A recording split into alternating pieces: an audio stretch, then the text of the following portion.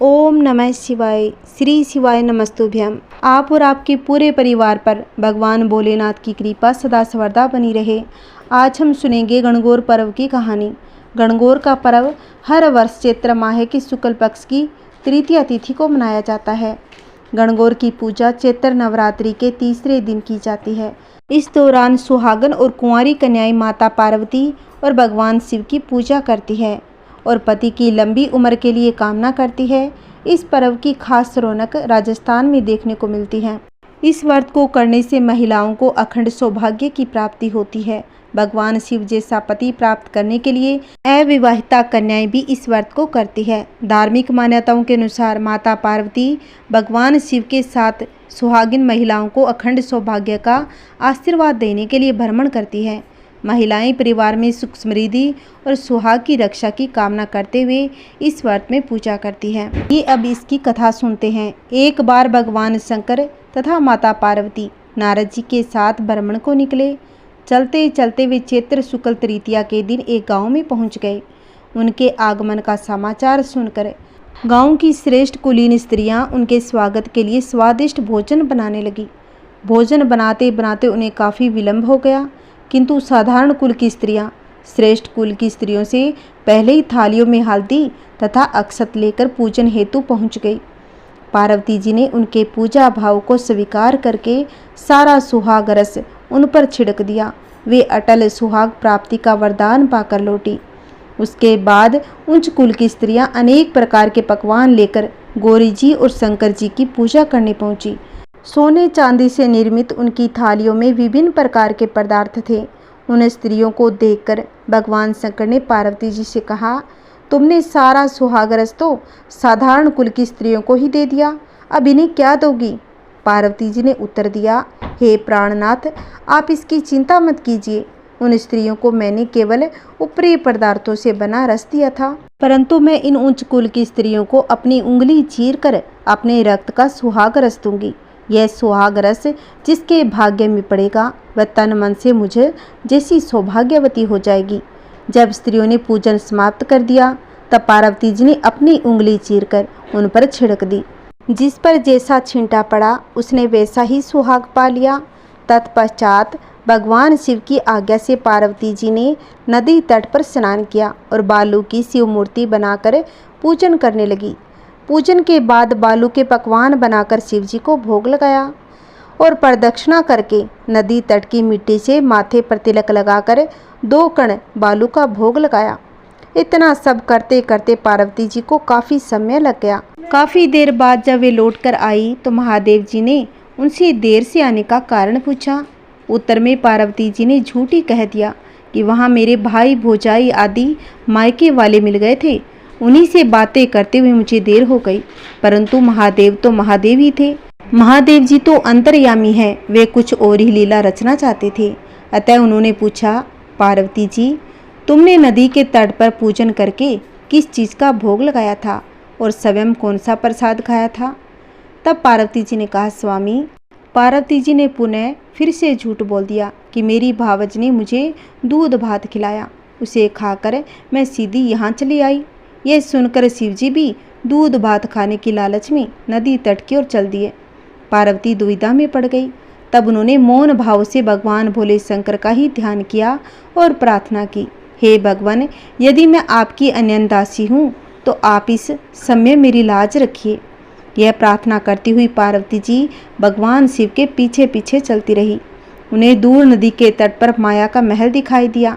उस महल के भीतर पहुंचकर वे देखती है कि वहां शिवजी के साले तथा सालियां आदि सपरिवार उपस्थित हैं। उन्होंने गौरी तथा शंकर का भाव से स्वागत किया। वे 2 दिनों तक वहीं रहे।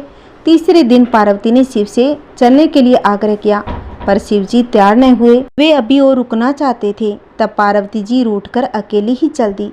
ऐसी हालत में भगवान शिवजी को पार्वती के साथ चलना पड़ा। नारद जी भी साथ चल दिए। चलते चलते वे बहुत दूर निकल आए। उस समय भगवान सूर्य अपने धाम को पधार ही रहे थे। अचानक भगवान शंकर पार्वती जी से बोले, मैं तुम्हारे मायके में अपनी माला भूल गया। तब पार्वती जी ने कहा कि ठीक है, मैं ले आती हूँ, और जाने को तत्पर हो गई। परंतु भगवान ने उन्हें जाने की आज्ञा न दी और इस कार्य के लिए ब्रह्मा पुत्र नारद जी को भेज दिया। परंतु वहां पहुंचने पर नारद जी को कोई महल नजर नहीं आया। वहां तो दूर तक जंगल ही जंगल था, जिसमें हिंसक पशु विचर रहे थे। नारद जी वहां भटकने लगे और सोचने लगे, कहीं वे किसी गलत स्थान पर तो नहीं आ गए। मगर सहसा ही बिजली चमकी और नारद जी को शिव जी की माला एक पेड़ पर टंगी हुई दिखाई दी। नारद जी ने माला उतार ली और शिव जी के पास पहुंचकर वहां का सारा हाल सुना दिया। शिव जी ने हंसकर कहा, नारद, यह सब पार्वती की ही लीला है। इस पर पार्वती बोली, मैं किस योग्य हूँ। तब नारद जी ने सिर झुकाकर कहा, माता, आप पतिव्रताओं में सर्वश्रेष्ठ हैं। आप सौभाग्यवती, समाज में आदि शक्ति है। यह सब आपके पतिव्रत का ही प्रभाव है। संसार की स्त्रियां आपके नाम स्मरण मात्र से ही अटल सौभाग्य प्राप्त कर सकती है और समस्त सिद्धियों को बना तथा मिटा सकती है। तब आपके लिए यह कर्म कौन सी बड़ी बात है। महामाये, गोपनीय पूजा अधिक शक्तिशाली तथा सार्थक होता है। आपकी भावना तथा चमत्कार पूर्ण शक्ति को देखकर मुझे तो बहुत ही अधिक प्रसन्नता हुई। मैं आशीर्वाद रूप में कहता हूँ कि जो स्त्रियाँ इस तरह गुप्त रूप से पति का पूजन करके मंगल कामना करेगी, उन्हें महादेव जी की कृपा से दीर्घायु वाले पति का साथ मिलेगा। जय भोलेनाथ। आइए भक्तों, अब एक और कथा सुनते हैं। एक बार एक राजा ने जौ और धने बोए और माली ने अपने घर में दूब बोई। राजा के तो जौ चने बढ़ते गए और माली की दूब घटती गई। एक दिन माली ने सोचा, ऐसी क्या बात है जो राजा के जौ चने तो बढ़ते जा रहे हैं और मेरी दूब क्यों घटती जा रही है। कुछ तो गड़बड़ है, पता लगाना पड़ेगा। अब दूसरे दिन माली छुपकर बैठ गया। इस बार जब लड़कियां नहाने लगी तो उसने लड़कियों के हार, जेवर और कपड़े उठाकर छुपा लिए। लड़कियों ने उसे देख लिया था। अब लड़कियां उससे सामान वापस मांगने लगी तो माली ने देने से मना कर दिया और पूछने लगा कि तुम दूब क्यों लेके जाती हो। तब लड़कियां बोली कि हम 16 दिन गणगौर पूजते हैं, इसलिए पूजा के लिए दूब ले जाते हैं। सो हमारे हार जेवर हमें वापस लौटा दो। जब 16वें दिन गणगौर की विदाई होगी, उस दिन हम तुम्हें लापसी, हलवा, घेवर, मिठाई आदि ला कर देंगे। माली ने लड़कियों से ऐसा सुना तो वह भी पूजा के लिए मान गया और बोला, अवश्य ले जाओ, मुझे भी पुण्य मिलेगा। फिर उसने सबके सब सामान सहित कपड़े उन्हें वापस कर दिए। जब 16 दिन पूरे हो गए तब अपने वचन के अनुसार लड़कियां लापसी, हलवा आदि सामग्री प्रसाद लेकर माली के घर पहुंची। वह उन्हें माली की माँ मिली। उन्होंने माली की माँ से पूछा कि आपका बेटा कहाँ है। तो माली की माँ ने कहा, वह तो गाय चराने गया हुआ है। अब लड़कियों ने माली की माँ से पूछा कि इस पूजा का सामान कहाँ रखें। तो मालन ने कहा, रसोई में रख दो। लड़कियों ने पूजा का सामान रसोई में रख दिया। अब गाय चराकर मालन का बेटा आया और बोला, माँ, मुझे तो भूख लगी है। मालन बोली कि बेटा, आज तो लड़कियाँ बहुत सारा खाना देकर गई, वो रसोई में रखा है। बेटे से रसोई खुली नहीं। तब माँ ने आकर आँख में से काजल निकाला, मांग में से सिंदूर निकाला, हाथ में से मेहंदी निकाली, चीटी उंगली से छींटा दिया तो रसोई खुल गई। अंदर का दृश्य देखकर उनकी आंखें चौड़ी हो गई, मुँह खुला का खुला रह गया। दोनों माँ बेटे गदगद हो गए। देखते हैं कि उसमें ईश्वर और गणगौर बैठे हैं। सारी चीज़ों के भंडार भरे पड़े हैं। ईश्वर जी ने बहुत ही सुंदर वस्त्र पहने हुए हैं। गोरा माता मांग सवार रही थी।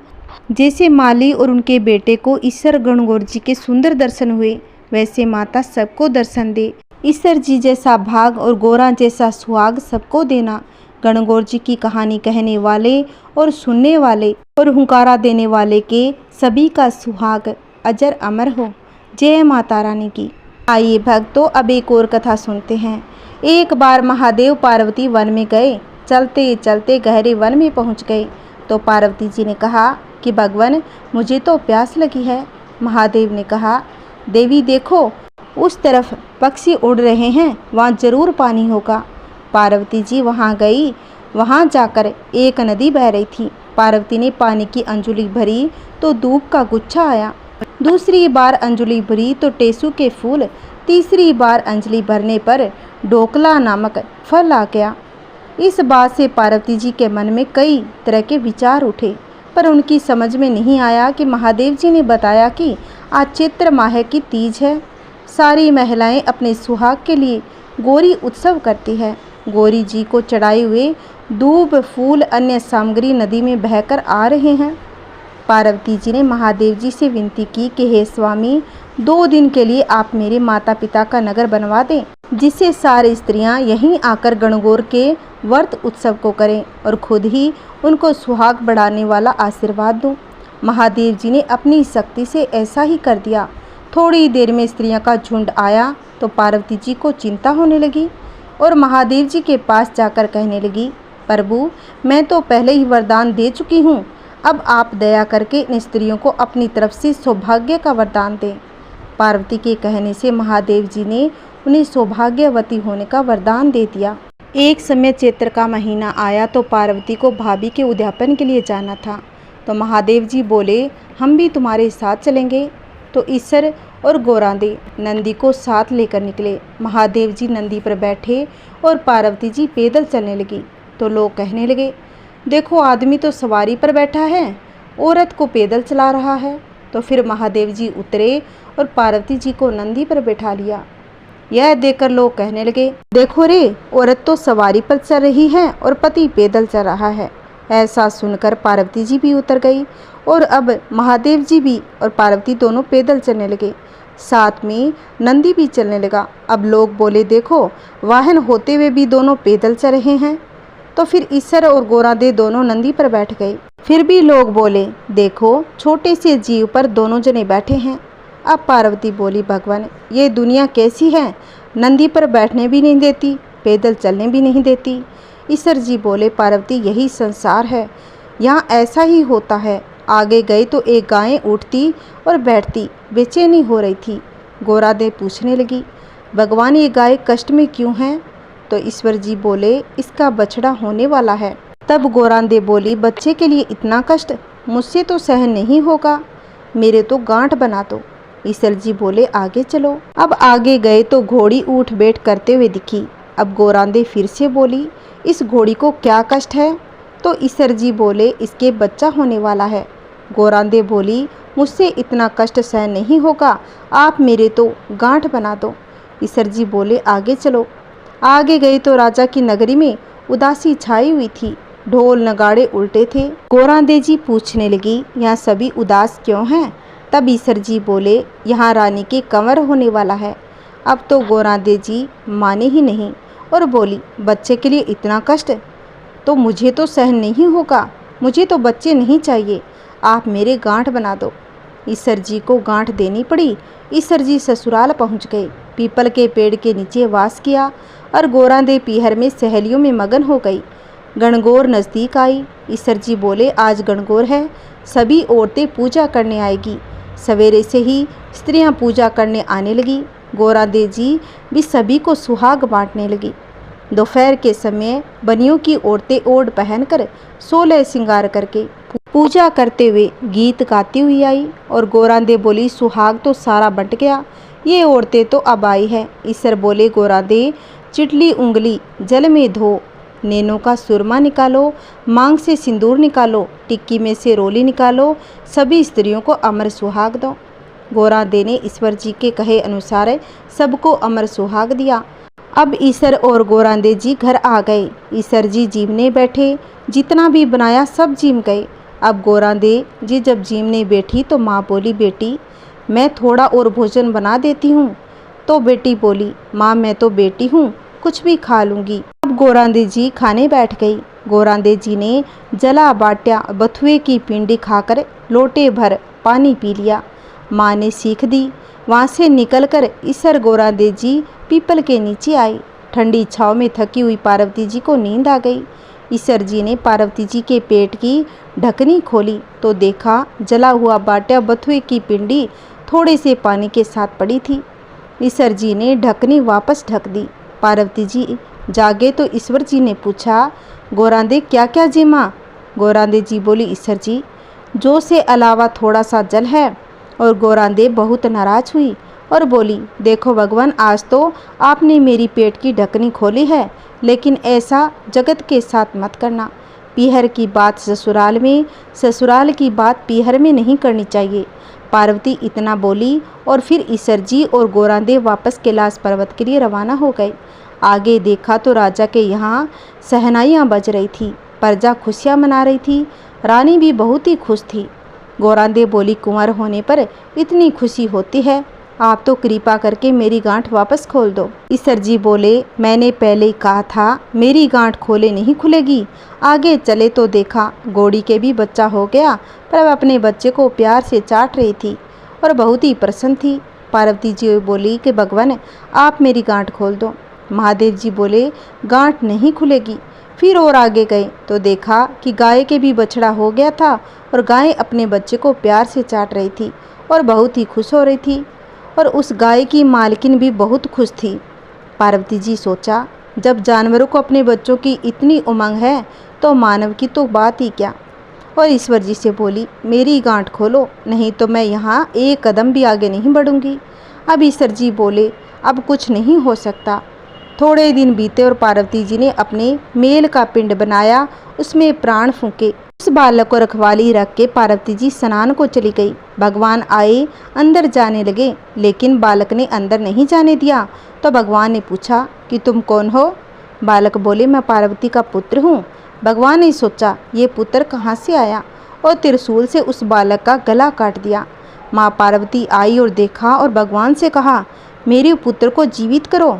तो शिवजी ने गणों को भेजा, जो कोई स्त्री मेरे पुत्र से विमुख होकर सो रही हो, उसी बच्चे का सिर काट कर ले आओ। गण सभी जगह घूमते घूमते जंगल में पहुँचे, जहाँ एक हथिनी अपने बच्चे से विमुख होकर सो रही थी। गण उसका सिर काट लाए और उस सिर को बालक के शरीर पर जोड़ दिया, अमृत का छींटा दिया और बोले, दुनिया में सबसे पहले गौरी पुत्र गणेश की पूजा होगी, बाद में दूसरे देवी देवता की पूजा होगी। खोटी री खरी अधूरी की पूरी, हे गणगौर माता हम सबको अमर सुहाग देना। जो भी कथा कहता है और सुनते हैं, हुंकारा भरते हैं, उनके सारे परिवार में सुख शांति बनाए रखना। लिए शिव पार्वती की जय। आइए अब एक कथा सुनते हैं गणेश जी की। एक सास बहू थी। सास उसकी बहू को खाना नहीं देती थी। बहू रोज नदी पर जाती, जाते समय घर से आटा ले जाती, नदी से पानी लाती, आटा गूंथती, सारी की दुकान से थोड़ा गुड़ घी खरीद लाती और शमशान की चिता पर रोटी सेकती। रोटी चूर कर घी गुड़ डाल चूरमा बनाती, पास ही मंदिर में विनायक जी की पूजा करके भोग लगाती, फिर खुद खा लेती। ऐसा बहुत दिन तक चलता रहा। विनायक जी को ऐसा देखकर बहुत अचंभा हुआ। उन्होंने अपने मुँह पर उंगली रख ली। बहू तो घर आ जाती। दूसरे दिन मंदिर के पट खुले तो लोगों ने देखा विनायक जी के नाक पर उंगली रखी है और आश्चर्य करने लगे। सब लोग मंदिर में जमा हो गए और कहने लगे, जो भी भक्त विनायक जी के नाक से उंगली निकलवाएगा उसे इनाम दिया जाएगा। सभी ने अपनी अपनी कोशिश की, लेकिन कोई फायदा नहीं हुआ। फिर वहाँ के राजा ने बड़े बड़े आचार्य ब्राह्मणों को बुलाया, लेकिन उनसे भी कुछ नहीं हुआ। बहू ने अपनी सास से कहा कि मैं कोशिश करके देखूं, तो सास बोली, इतने बड़े बड़े ब्राह्मण आए हुए हैं, वो कुछ नहीं कर सके तो तुम क्या कर लोगी। लेकिन बहू ने कहा, मैं गणेश जी के नाक से उंगली हटवा सकती हूँ। गांव वाले मंदिर के आंगन से एकत्रित थे। बहू आई, निज मंदिर में जाकर कपाट बंद कर दिए और विनायक जी से बोली, मैं मेरे घर से आटा लाती, नदी से पानी लाती, पंसारी से गुड़ घी लाती, चिता पर रोटी सेकती, इसमें आपको क्या आपत्ति हुई? आपको नाक से उंगली हटानी पड़ेगी। विनायक जी ने सोचा, इससे पहले मुझे भोग लगाया, सच्चे मन से मुझे ध्याया, इसकी बात तो माननी पड़ेगी, फिर उंगली हटा लो। बहू ने मंदिर के दरवाजे खोले। लोगों ने देखा कि विनायक जी ने उंगली हटा ली। गांव वाले कहने लगे, बहू तू क्या जादू टोना करके आई है जिससे गणेश जी ने उंगली हटा ली। बहू ने कहा, मेरी सासू मुझे भोजन नहीं देती थी, तब मैं घर से आटा, नदी से पानी, पंसारी से घी गुड़ लेकर चिता पर रोटी सेकती। पहले विनायक जी को भोग लगाती, फिर खुद खाती। इसलिए विनायक जी को अचंभा हुआ। उन्होंने उंगली रख ली और अब उंगली हटा ली। जैसे गणेश जी महाराज बहू पर प्रसन्न होकर उनका मान बढ़ाया, वैसे सभी पर कृपा करे। जय विनायक जी महाराज की जय। मेरी कथाएं आपको अच्छी लगती है तो प्लीज़ इसको शेयर करें, लाइक करें और कमेंट में जय माता दी अवश्य लिखें। अगर आपने मेरे चैनल को सब्सक्राइब नहीं किया है तो प्लीज़ इसको सब्सक्राइब करें, जिससे आने वाली वीडियो की नोटिफिकेशन आपको सबसे पहले मिलेगी। जय श्री कृष्णा, राधे राधे। ओम नमः शिवाय। हर महादेव। जय श्री कृष्णा, राधे राधे।